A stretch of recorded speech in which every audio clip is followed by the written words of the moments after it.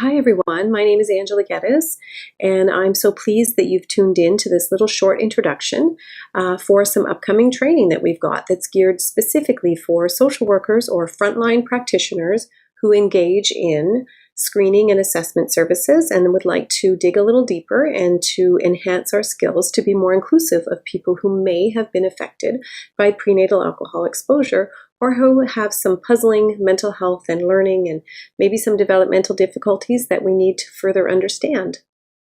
Our goal for this training is to help increase skills and capacity for screening and identification for people with complex neurodevelopmental disorders and possibly fetal alcohol spectrum disorder.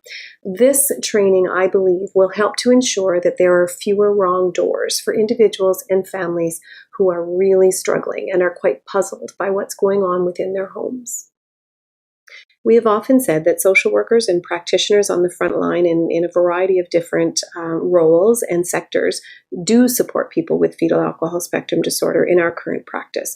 We just often don't know it, and assessment services are very limited. We also know that practitioners of all kinds do not feel competent or confident in their skills and their understanding of FASD. And they often don't know where to go to upskill themselves. So this is an opportunity to kind of change some of that, and I'm just so very excited about it. I was thrilled a couple of weeks ago to receive an article from a friend and a colleague, Dr. Louise Scott, and the timing just couldn't have been more perfect because this article spoke specifically to the need and the integral role of social workers when it comes to fetal alcohol spectrum disorder. And some of the key messages were, given the prevalence, severity, and impact, there should be more social workers feeling competent and confident. Social workers can play a more positive role in prevention and identification, and training allows for social workers to fulfill their potential in this role. And social workers can be very helpful even in the absence of diagnosis. So let's do this. The prevalence rates are astounding. Alcohol is a big part of our culture, and the negative effects are not reserved for people with addictions and mental health issues. Prenatal alcohol exposure is the leading cause of developmental disorders within the Western world.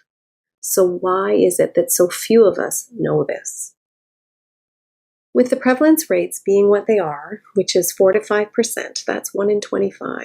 So FASD is in all of our circles, and I would say both personal and professional.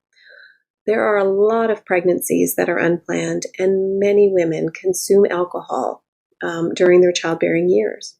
So those early weeks matter. So if a pregnancy is not planned, there's a good chance that many pregnancies are exposed and possibly impacted unbeknownst to the parents-to-be. And it's so important to recognize that nobody does this on purpose.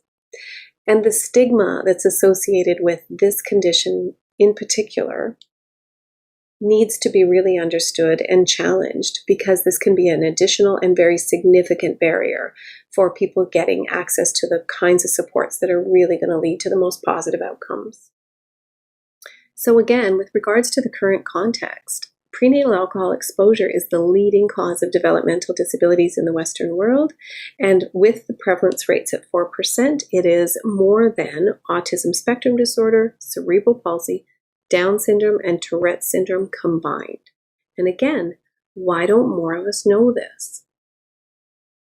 So this training really is our efforts that work towards reducing both the impact of and the incidences of prenatal alcohol exposure. So it's to provide direct supports in a good way and also to contribute to prevention. So session 1 is going to focus on the introduction to what social workers can do within our scope of practice, which is not to diagnose, but it's to facilitate that screening and assessment process and to link with the other service providers that can hopefully build assessments over time and complete those multidisciplinary team assessments that are in line with the guidelines for diagnosis.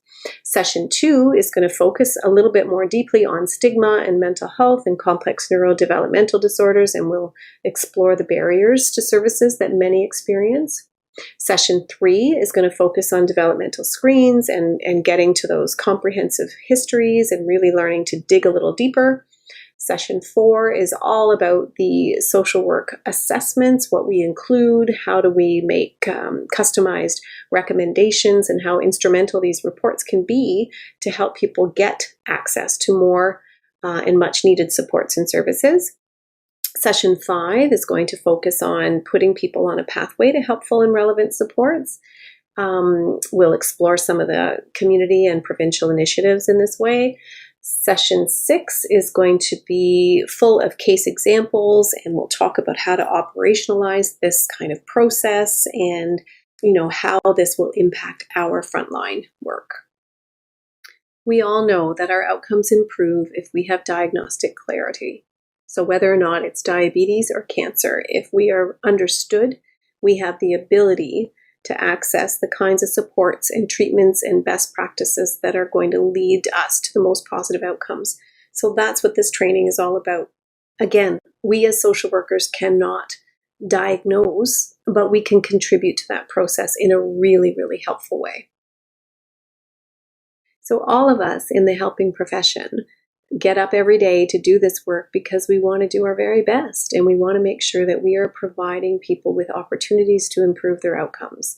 And that comes with, it comes much more easily when people are better understood. So this is the opportunity to enhance our skills and to build upon what we already do and what we want to do really, really well, and know that at the end of the day, we are really making a difference, even with those ones that have typically not fit very well within our system. So thank you so much for your interest so far. Please feel free to go to my website, angelageddes.ca, and register right now if you'd like to, but certainly you can go there and get more details. And then I would encourage you to, please share this with as many in your circle who you feel would benefit, whether that's professionally or whether you know of some family members that might benefit if their circle of support was more FASD informed. So again, it's up to all of us to support healthy pregnancies and to support healthy families. And I really look forward to sharing what I've learned over the years with you.